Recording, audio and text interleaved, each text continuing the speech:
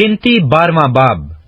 اور موسیٰ نے ایک کوشی عورت سے بیاہ کر لیا، سو اس کوشی عورت کے سبب سے جسے موسیٰ نے بیاہ لیا تھا، مریم اور ہارون اس کی بدگوئی کرنے لگے۔ وہ کہنے لگے کہ کیا خداوند نے فقط موسیٰ ہی سے باتیں کی ہیں؟ کیا اس نے ہم سے بھی باتیں نہیں کی؟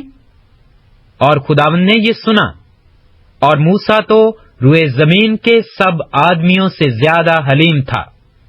سو خداوند نے ناگہان موسیٰ اور ہارون اور مریم سے کہا کہ تم تینوں نکل کر خیمہ اجتماع کے پاس حاضر ہو۔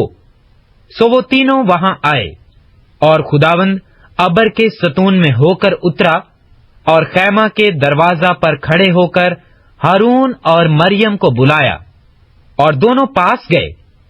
تب اس نے کہا، میری باتیں سنو، اگر تم میں کوئی نبی ہو تو میں جو خداوند ہوں اسے رویا میں دکھائی دوں گا اور خواب میں اس سے باتیں کروں گا، پر میرا خادم موسیٰ ایسا نہیں ہے۔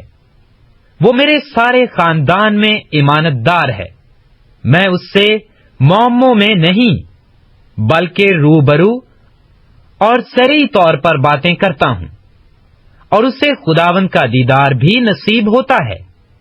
سو تم کو میرے خادم موسیٰ کی بدگوئی کرتے خوف کیوں نہ آیا؟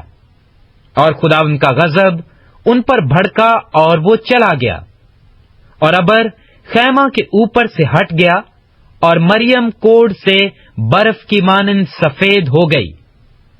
اور ہارون نے جو مریم کی طرف نظر کی تو دیکھا کہ وہ کوڑی ہو گئی ہے۔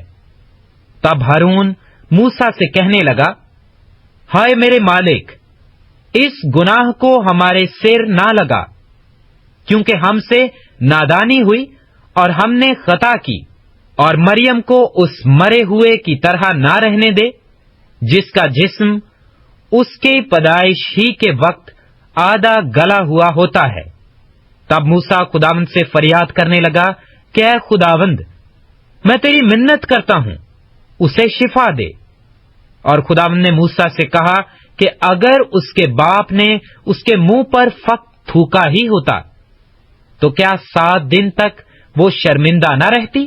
تو وہ 7 دن تک لشکرگاہ کے باہر بند رہے، اس کے بعد وہ پھر اندر آنے پائے۔ چنانچہ مریم 7 دن تک لشکرگاہ کے باہر بند رہی، اور لوگوں نے جب تک وہ اندر آنے نہ پائی کوچ نہ کیا۔ اس کے بعد وہ لوگ حسرات سے روانہ ہوئے، اور دشت فران میں پہنچ کر انہوں نے ڈیرے ڈالے۔